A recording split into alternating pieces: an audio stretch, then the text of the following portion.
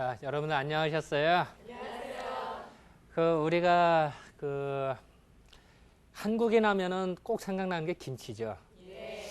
참 한국인은 김치 없이는 못 산다 뭐 이런 얘기도 하고 또 전 세계적으로 또 김치도 수출도 하고 그래. 근데 김치에 꼭 들어가는 게 뭐예요? 고추죠, 고추. 그래서 이제 오늘은 한국인의 자랑도 되고 또 우리의 식품 문화에 또 우리가 매일 보는 거예요. 또 아니면 풋고추 먹어도 맛있고. 그래서 오늘은 고추에 대해서 설명한, 이 고추를 발음을 잘해야 돼요. 이 고추는 예를 들어서 여러분들 혹시 이 김치는 옛날부터 있었어요, 우리나라에.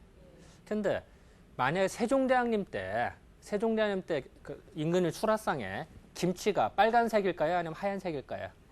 하얀색. 왜 그렇죠? 고춧가루가 그 당시에는 없었죠. 그러니까 만약에 사극을 만드는데 세종대왕님이 빨간 김치를 드셨다 이러면 진짜 소설이죠. 그거는 정말. 그래서 한데 현재 이제 밝혀진 기록에 의하면은 고추는 이제 그러니까 미대륙 지역 거기 이제 거기가 이제 원산지로 알려져 있어요. 그러니까 콜럼버스가 이제 미대륙 재발견한 다음에 그것이 이제 유럽을 통해서 포르투갈 상인들에 의해서 이제 동양이나 전 세계로 퍼졌다라고 하는 것이 정설이에요. 이제 옛날에는 처음에 고추가 이제 콜럼버스에서 이제 유럽이나 아시아에 이제 알려졌는데 문제는 뭐냐면은 고추가 전 세계 동시에 알려졌단 말이에요. 물론 이제 시대 차이는 있겠지. 예를 들어서 뭐 몇십 년이라든 차이는 있겠지만 다 알려졌는데 그거를 식품문화에서 가장 고도로 승화시킨 것은 우리나라라는 거예요. 다른 나라에서 이렇게 고추 많이 먹는 나라 없어요. 그죠? 근데 우리는 그걸 실천을 했어요.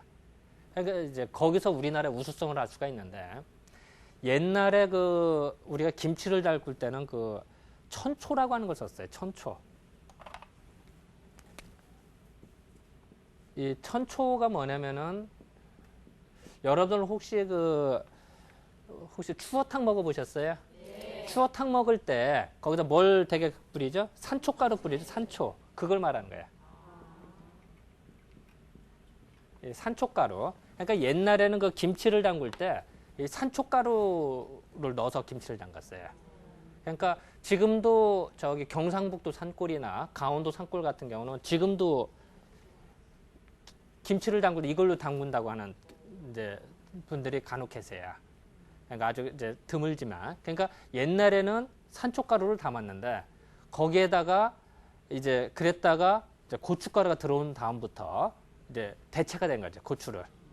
이제 그랬는데 이 고추에는 이제 양방적으로 말하는 이제 펩사이신이라는 성분이 있는데 그 특징이 뭐냐면은 고추는 고기의 산패를 막아줘요. 우리가 고기 오랫동안 있으면 썩죠. 그걸 이제 유식하게 말하는 산패라고 그래요. 쉽게 말하면 이제 그런데 우리가 이제 김치를 담글 때 젓갈을 넣죠. 젓갈. 이 젓갈이라고 하는 게 동물성이잖아요. 근데 젓갈을 넣으면은 잘못하면 썩는단 말이에요. 왜냐면은 식물하고 동물성하고 틀리거든요. 그런데 고춧가루를 집어넣으면은 이 젓갈 종류가 안 썩어요. 안 썩고 발효가 돼요. 그걸 산패를 막는다. 유식한 말로 얘기를 하는 거예요. 그래서 우리는 이제 김치를 예전에는 식물성 김치야. 예전 김치는. 근데 고춧가루가 들어오면서부터는 고추를 썩어서부터 젓갈을 집어넣을 수가 있으니까. 예를 들어서 멸치젓갈이라든지 새우젓갈 이런 걸 넣을 수가 있어요. 그러면은 훨씬 동물성, 식물성이 같이 있으니까 얼마나 영양분이 풍부하겠어요. 그거를 우리는 먹어요. 근데 그런 지혜가 있었던 거예요.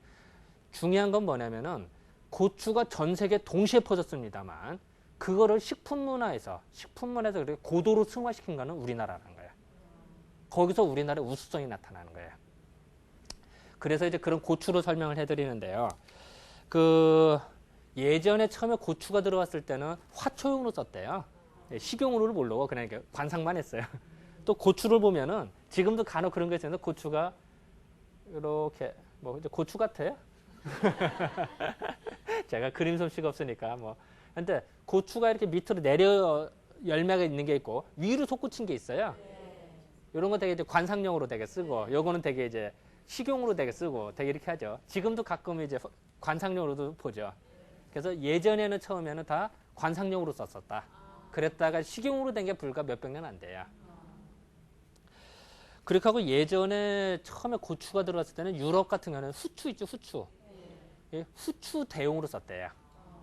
그러니까 후추가 근데 되게 비싸요.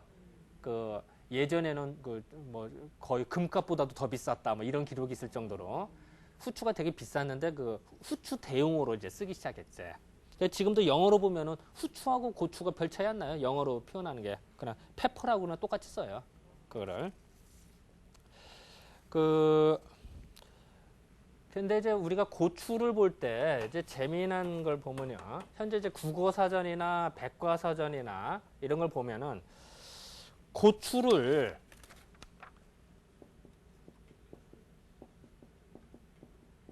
요렇게 나와요. 현재 국어사전에. 이건 틀려요. 고추의 어원이 이거다. 라고 그건 아니고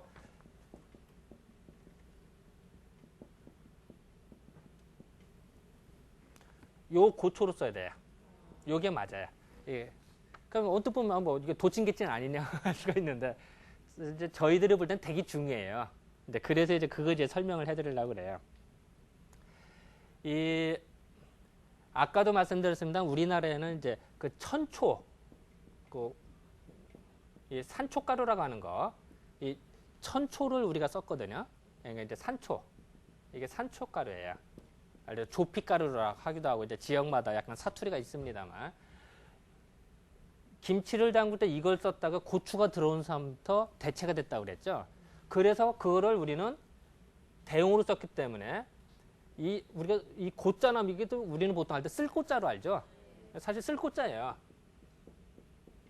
뭐 쓰다, 쓸고자인데 또 어떤 의미가 있냐면은 이 고가 화끈하고 맵다라는 뜻도 있어요.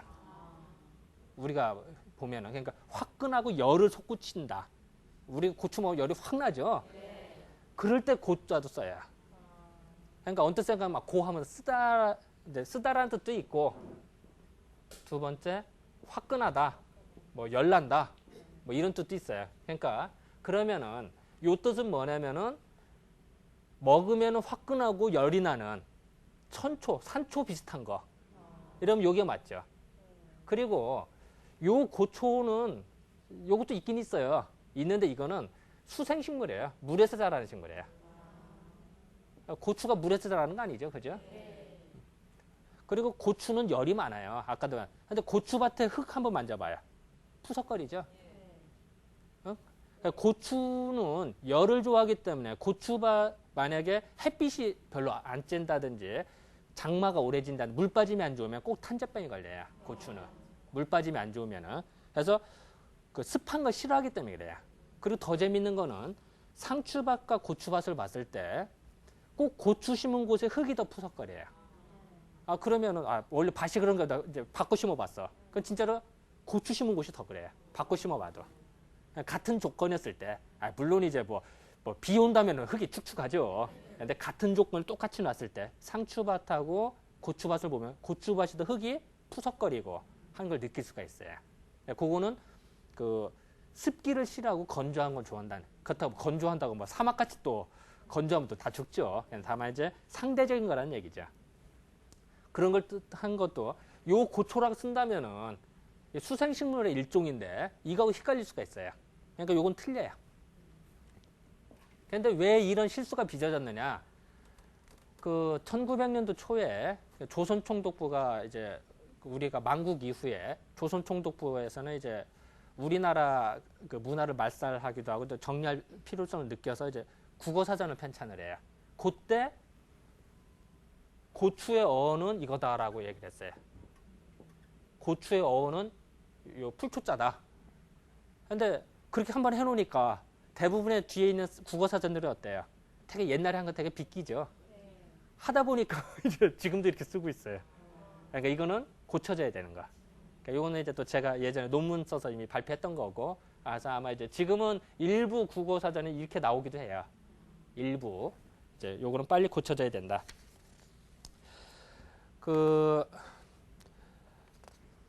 또 하나 또 재밌는 거는요. 우리가 한글로는 고추라고 합니다만 예전에는 고초라고 그랬대요. 고초. 또 물론 이제 고초라고도 하죠. 이렇게도 하는데 이 고추라고 하는 게 재밌는 거는 진짜 고추가 우리나라 수입되기 전에 옛날 기록, 고려 때라든 조선 초기의 기록에도 고초라는 단어가 나오다는 거예요. 자, 그러면 어떤 헷갈리죠? 콜럼버스 발견 이전 책에도 고초라는 단어가 나와요. 그럼 이게 뭐냐? 하는데 사실은 이때 쓰는 고초는 이 천초를 가르치고 있어요. 그러니까 그 한글 발음으로 고초다라는 단어는 예전에는 산초를 말하는 단어였는데 진짜 고추가 들어온 다음에 대체가 된 거야. 그래서 그때부터는 이 고추가 이게 아니라 이제 우리가 말하는 진짜 고추가 된 거예요. 그러니까 우리가 이제 고서를 볼 때 되게 착각을 해요. 어떤 사람들이. 옛날 책을 보다 보면은 한글로 이렇게 후민자금 창제 이후에도 이거 쓰거든요. 이렇게 딱 나오면 고추? 우리 지금 먹는 고추 아니야? 근데 그건 아니다. 이제 요런 것도 이제 많이 착각하는 사람들이 많아요. 현재. 우리가 이제 또 언뜻 생각하면은 요 초 발음하고 아까 제가 고추가 요게 어원이라고 그랬죠? 요건 아니라고. 근데 언뜻 생각하면 발음이 같은데 같이 쓰면 어떠냐? 이렇게 말하는 사람이 있어요. 근데 그건 아주 틀려요. 왜 그러냐면은 지금은 사라졌습니다. 우리가 사성이라는 게 있어요. 사성. 사성이 이제 평성, 상성, 입성 이런 어떤 구분이 있거든요. 그거를 이제 우리가 어떻게 표현하냐면은 옛날 큰 사전 찾아보면은 네모를 그려놓고 아무것도 표시가 없는 게 있고 여기 동그라미 있는 게 있고 요거는 이제 또 어떤 여기 동그라미 있는 것도 있고 또 여기 동그라미 있는 것도 있어요. 이건 뭐냐면 이게 사성을 표시해. 그러니까 지금은 다 사라졌죠. 상성, 거성 구분이 없죠. 우리는 평성은 짧게 있고 상성이나 거성이나 입성은 길게 읽는 것만. 그러니까 단음과 장음만 구분이 돼 있는데 요 초는 평성이에요. 평성. 짧게 읽어요. 요거는 상성이에요. 상성으로 길게 읽어요. 풀초자는. 그러니까 발음도 틀리죠. 전혀 틀린 거죠. 우리는 초라는 발음에서는 똑같으니까 같은 거라고 생각하는데 그렇잖아요. 그러니까 단어를 짧게 읽느냐 길게 읽느냐 차이가 엄연히 차이가 나기 때문에 이거는 절대로 아니라는 거죠. 이런 것도 증명이 되는 거죠. 그리고 또 예전 기록을 보니까요. 그 월요 농가라는 책이 있대요. 이게 1860년대에 나온 책인데 월요 농가라는 책을 뒤져보니까 이 고추는 이걸로 써야지 이거는 절대 아니다. 착각하지 말아라. 이런 걸 또 강조를 해놨어요. 그러니까 1861년에 나온 책인데요. 이제 이런 것도 이제 하나의 원인이 되고요. 이런 식으로 이제 고추가 있는데 고추는 아까도 얘기했습니다만 우리 애기 낳으면 뭘 금줄하죠? 네. 그럴 때 뭐 써요? 남자 고추. 뭔가 좀 양기의 상징, 뭔가 좀 또 남자 물건도 상징하기도 하고 이런 뜻이죠. 그러니까 고추는 차가울까요? 뜨거울까요? 당연히 열이 나고 뭔가 태양, 뭔가 양기의 상징을 의미할 수가 있어요. 그러다 보니까 제사상에 우리 고추 올려야 안 올려요? 왜 안 올리죠? 제사상이라고 하는 거는 이 귀신이 와서 딱 음식을 흠양하고 가는 건데 우리 조상 귀신이 와서 먹고 가는 건데 고추는 붉게 빛나는 태양 같은데 귀신이 태양을 좋아할까 싫어할까요? 그냥 그걸 딱 넣으면 어떻게 될까요? 오다가 오마 뜨거라고 도망가면 이게 제사 의미가 없는 거야. 그러니까 안 쓰는 거예요. 그리고 또 하나는 고추를 먹으면은 사람이 열이 올라요. 고추 먹고 춥다는 사람 없잖아요. 우리도 감기 기운 있을 때 어떻게 해요? 어떤 사람은 소주에다가 고춧가루 넣어서 먹는다든지 아니면 콩나물국에다가 고춧가루 확 풀어서 먹고 고추장 풀어 이러죠. 그러면 열이 나면서 감기 기운이 풀리죠. 그런데 열이 난다는 거는 사람이 기가 올라가면은 성욕도 같이 올라가요. 성욕. 뭔가 좀 섹스하고 싶은 충동도 올라요. 그럼 제사상에 빨간 김치 딱 올린다든지 딱 하면 또 그걸 음식 만들면서 먹기도 하고 이러면 좀 제사의 본래 의미가 많이 사라지겠죠. 그죠? 이제 그래서도 안 쓰는 거예요. 예전 또 기록을 보니까 이제 또 고추는 소화를 많이 촉진시켜줘요. 소화. 그래서 이제 배추를 먹으면은 날배추를 먹으면 간혹 설사하는 분들이 계세요. 우리는 이제 볼 때는 이제 소음인들의 배가 냉한 사람들이 간혹 이제 그런 수가 좀 있는데 근데 그런 배추하고 고춧가루가 혼합된 게 김치죠. 그러면도 설사를 안 해. 그건 이제 이유가 두 가지. 하나는 고추 자체가 소화를 촉진시켜주는 의미도 있고, 또 하나는 배추는 차가운다만 고추는 뜨겁죠. 상쇄가 되는 거야. 그러니까 몸이 차가운 소민들이 먹어도 괜찮죠. 소화가 되는 거죠. 모든 체질이 먹어도 이제 괜찮게 만드는 이제 그런 역할을 해주는 거예요. 또 예전 또 기록을 보면은 이 고추가 복통, 배가 아프다든지 토사, 이제 토한다든지 이럴 때 배가 이제 차가워서 생긴 복통 설사가 있거든요. 그럴 때 고추를 쓰면 또 좋겠죠. 이제 그럴 때도 이제 사용했다는 기록이 좀 나오고, 또 고추 보면은 예를 들어서 예전 보면 이제 겨울에 이제 먼 길 갔다 오면은 이게 동상 걸리가 쉬워요. 그죠? 그러면 고추가 열이 나니까 이 양말에다가, 옛날엔 버선이죠. 이 양말이라는 게 양이 서양 양자다, 서양 버선이라는 뜻이죠. 말이 버선 말자. 이제 버선에다가 고춧가루 좀 뿌려요. 그러고선 이제 겨울에 다니면 동상이 안 걸린대요. 근데 예전에 이제 지금은 동상 걸릴 일 없지 별로. 근데 이제 옛날에는 그랬대요. 그러니까 그런 것도 다 뭐냐면은 열이 나는 거다. 자, 그러면은 열이 많은 사람한테는 좋을까요? 안 좋을까요? 너무 뜨겁게 먹는 게. 자, 그러니까 대개 태음인들이 약간 얼큰한 걸 좋아하거든요. 그래서 약간 매운탕도 좋아하고 얼큰한 걸 좋아하는데, 그걸 먹으면 약간 좀 땀도 나고 이제 딱 기가 풀려요. 그런 면에서는 좋아요. 근데 문제는 고춧가루를 너무 많이 먹다 보면 열을 너무 올리니까 태음인들이 열이 너무 올라가 버리면 오히려 손해를 보는 수가 있어요.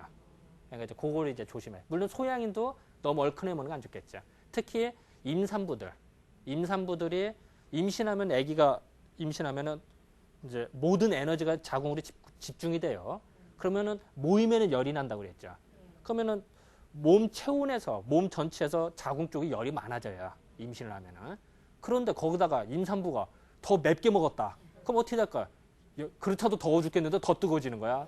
그러면 이제 아기가 아이고 뜨거워라, 한증탕에 있다 보니까 이제 열받치겠죠. 그럼 이제 태어나서 그걸 이제 태열이라고 그래요. 그게 이제 서양적으로 말하면 이제 아토피성 피부염이 나오고, 우리는 이제 그것을 이제 태열이 임산부가 임신했을 때 너무 맵게 먹어서 그렇다, 이제 열나는 걸 먹어서 그렇다라고 생각을 해요, 저희들은.